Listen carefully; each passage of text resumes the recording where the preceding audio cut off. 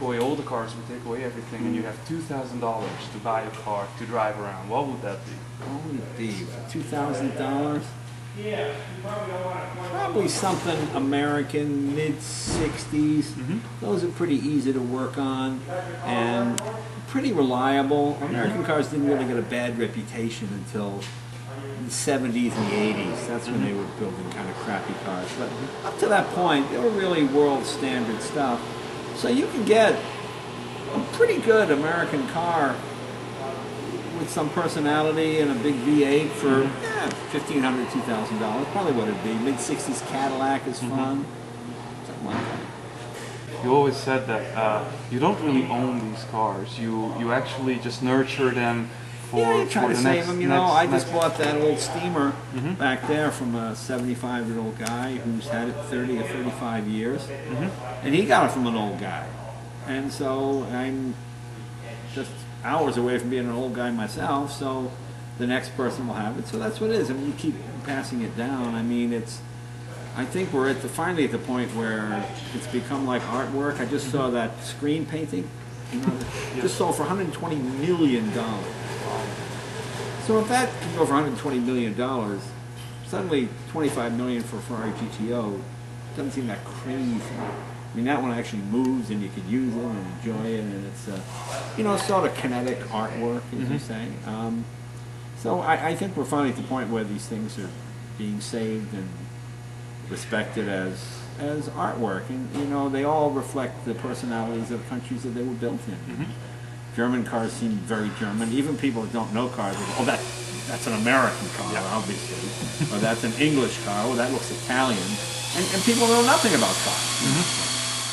When you say that you're actually keeping some of these cars for their next owners, I'm sure there must be some exceptions where you have a real sentimental attachment to some. Well, I have a sentimental attachment to all of them, but by the next owners, I mean I'm not going to sell them before I die. So, you just want to keep them running and keep them in good shape. Because once technology is lost, it gets lost forever unless somebody passes it on. That car right there that he's working on, the Doble steam car. Very unusual car. I had some Mercedes-Benz engineers come to the garage. And I told them it's a steam car that you can drive away in under a minute. Oh, it's not possible. It cannot be done. Oh yeah, no, it's not the way. It's not to steam. You must heat the water. And they were astounded by it because the technology that just came and went in their lifetime, And if someone doesn't pass it on, it just gets lost. 1907. Now, 1907, this car went 106 miles per hour. This car. Land speed record.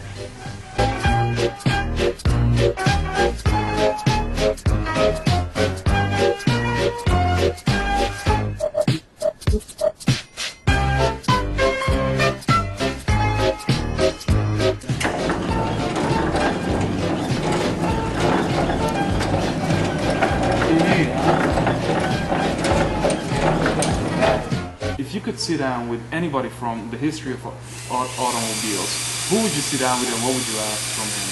A Bugatti would be interesting, Duesenberg, Bentley. But the interesting thing is, these men did not work in a vacuum. A lot of these guys are very ego-driven, so consequently, if you work for me and you go, I invented this, now it has my name on it, and I don't know who you are. There are a lot of unsung heroes. There were other people who worked for Bugatti and Bentley and Duesenberg and certainly Miller in the United States. It was a team effort with somebody being the focal point, somebody being the driving force. But really, no one person can build a whole car alone. If you're a good engineer, it doesn't mean you're a good designer. For example, the Duesenberg brothers were not good designers, so the first cars they made themselves, although engineering-wise, hydraulic brakes, overhead cams, all kinds of things, but they look stodgy, so people didn't like it. So you bring in someone with a sense of marketing and flair. So you would find, if you went to any of those great workshops, that even Enzo Ferrari was really not an engineer.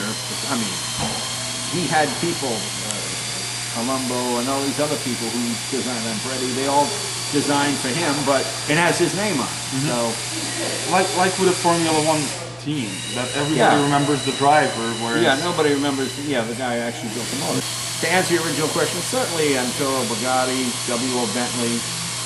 I mean, I think engineers will save the world. You know, engineers. They used to say you can only feed 100 people with 1 acre of land. Well, now you can feed 1,000 people with 1 acre of land. Well, that's scientists. That's engineers. That's who comes up with it.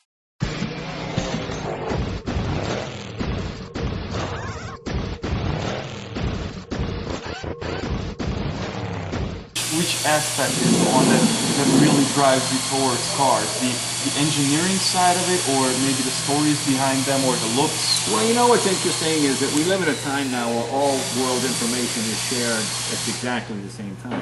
When you look at a car like the Tatra, magnesium overhead cam V8 hanging way out the ass end of the car. When you open up the transmission, all the gears are going the other way. But he built it without knowing what people on the other side of the Tatra Mountains were doing.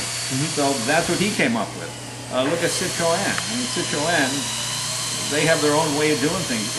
It's completely different. Their suspension, everything is completely different than what anybody else is doing. I sort of miss that. I like cars that reflect the countries in which they live in. You know, they have the personalities of the car. I mean, American cars, we have such vast tracts of land. Well, they don't want anything tricky. Big engine, working very slowly, very reliable, go down the road. England, little windy roads, little sports cars, 1,500 cc's. You know, each country has its own. You know, England, they used to tax you by the bore. So, consequently, to get around that, they come out with long stroke motors. So, like the old Bentleys, a little piston like this with a long stroke and lots of torque. In France, they tax you by the displacement. So, they have little tiny pistons, just revving up loudly and moving quickly. So, I enjoy that aspect of it, watching different nations come up with their own solution.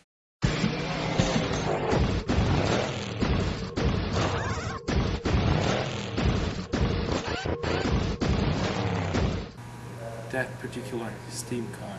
That was can Howard do Hughes'. 130? Well, in 1925, Howard Hughes won 132.5 in that very car.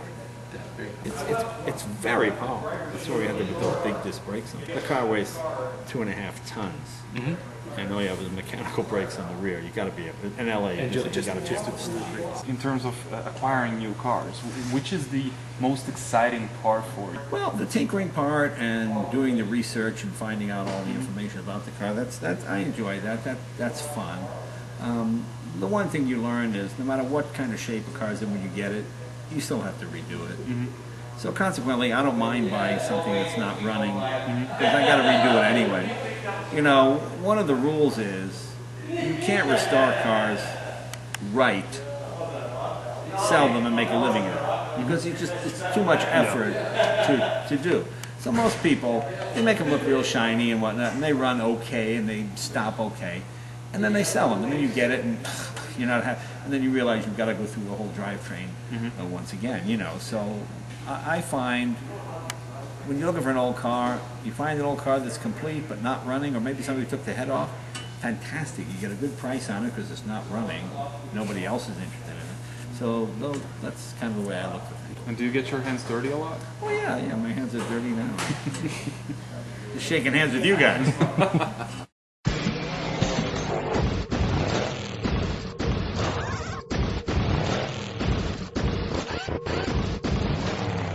Why aren't there any Ferraris? I don't have any. I like Ferraris. It's just that whenever I went to buy one, I could never actually buy one. I would always be, okay, I'm interested. All right, okay, I am not the actual owner. Mr. Hakaka, who's in Pakistan. And they all seem to have 29,000 miles on them.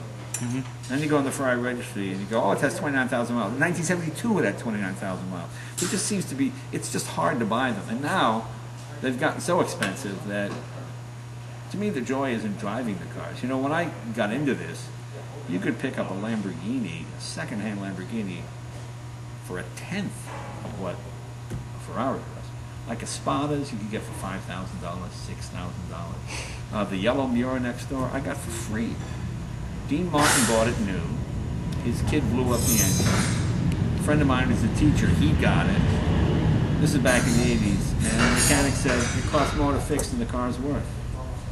might as well junk it. So he said to me, you want it? I'm just going to junk it. I said, yeah, okay, I'll take it. Well, I mean, he's shooting himself now, but we put it back together and we got it running. And since Lamborghinis don't have engine numbers really, at least the early ones, it doesn't matter what it's got proper mirror engine in it. And we put it together. Now, if that had been a Ferrari, it would have probably been 15 or 20 or 30,000 dollars. But Lamborghini was not the revered mark, 25 years ago that it is now. So it was just easier to buy Lamborghinis and some other exotics. Yeah, I'm just still trying to process the sentence where you said that, oh yeah, I'm going to junk that mirror. It's just... Well, it's funny, but you're young enough, so that seems ridiculous. But I'm old enough to remember when they were just old, worn-out sports cars that cost more to fix than they were worth.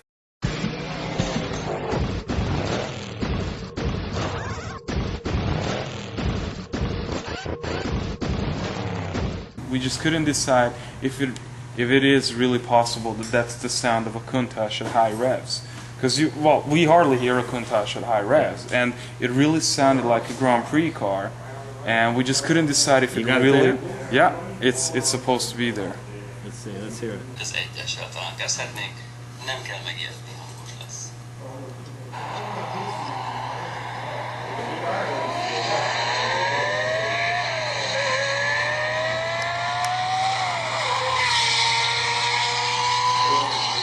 That's not a Countach? Well, Valószínűleg mindannyian hallották.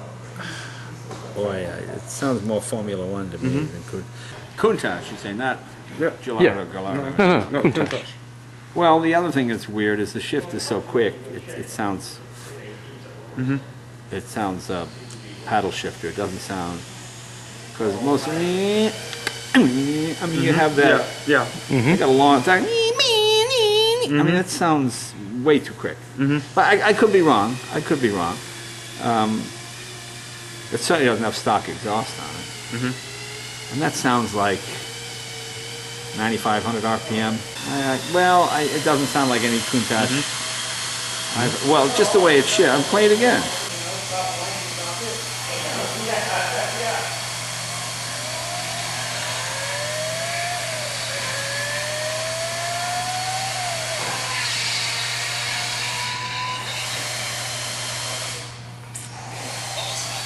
It's possible, but I say no. 5 liters, I don't know. It just sounds way too high.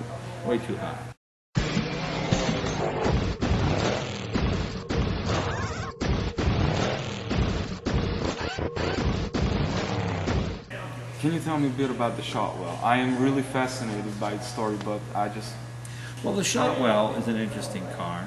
That it was built by a 17-year-old kid, and asked his father to get him a car, and they didn't have any money. So he and his father went down to the junkyard, and they bought an Indian motorcycle engine, a 4-cylinder engine, and they bought a bunch of Model A parts and old Ford parts, and they built that car. And he drove it from Minnesota up to Alaska, all the way down to San Diego during the Depression, he and his brother. And they kept a scrapbook, and everywhere they went, people give them, the 2 boys in the homemade car, and, they always get in the local newspaper, that kind of stuff. But it was, he went on to be a Pan Am pilot, and it was a very well-engineered car, especially for a 17-year-old boy to build. And when he was in his 80s, he called me, I'd never met him, and he said, I know you like cars, I've got this homemade car, and I'm afraid that some motorcycle guys will take the engine out and then throw my car away. So I'll give it to you if you promise not to do that and fix it up. I said, okay. And so we got it all fixed up, and it turned out to be a nice story. His family came out. He had passed away, but his family came out, and we took them all for rides and things. And it's just that classic time in America when you could just build something and put it on the road without a lot of government interference, I wouldn't want to get hit in it by an SUV, but... just an interesting little piece of Americana.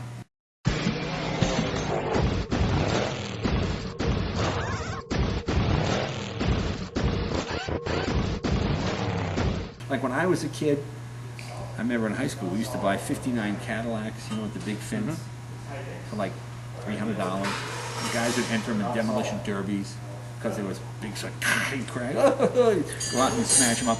And then I went to Pebble Beach one time. And a buddy of mine said, I'm going to bid on this 59 Cadillac. I said, how much? He goes, 75. I go, 7,500? That's a lot. He goes, no, 75,000. I go, 75,000 for 59? I used to buy those for $300. I mean, I knew they were expensive, but it just didn't dawn on me.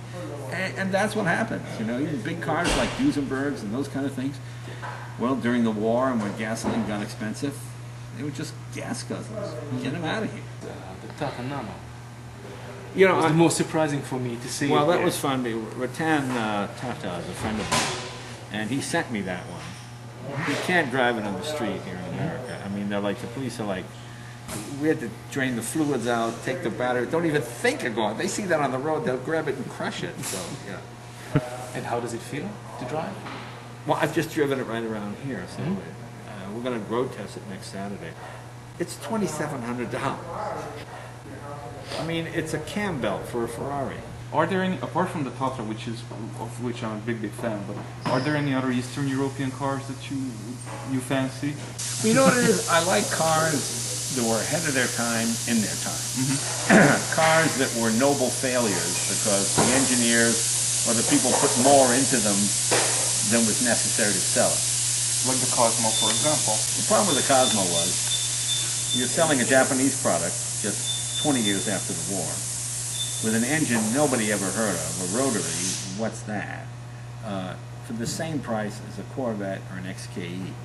So you have this little tiny car that nobody had ever heard of with an engine that nobody knows how it works, or this big car with 400 horsepower. It's easy to, you know. Destined to Yeah, fail. so, I mean, that's why. Plus, they didn't know how to market it. You know, when you see ads for the Cosmo, it's all those Japanese guys with Beatle haircuts and playing rock and roll. I mean, it's just funny. It was just that weird time in history, you know.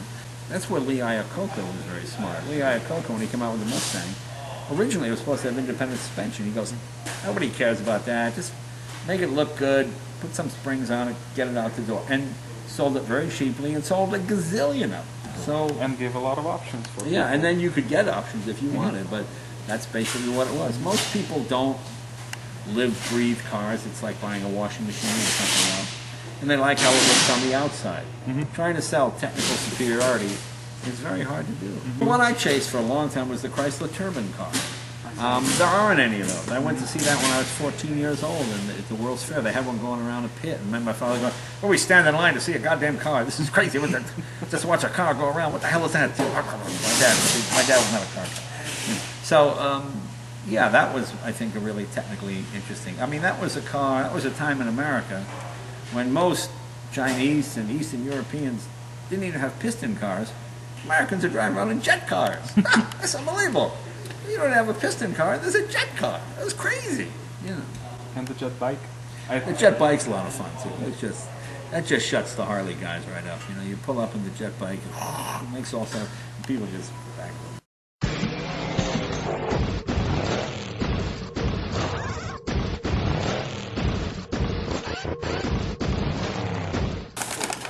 Cool. Recognize the car? That is a. My first guess would be Toyota GT. Is that? Bingo. That is right. So it's Exactly. correct. Yeah. Okay. All right.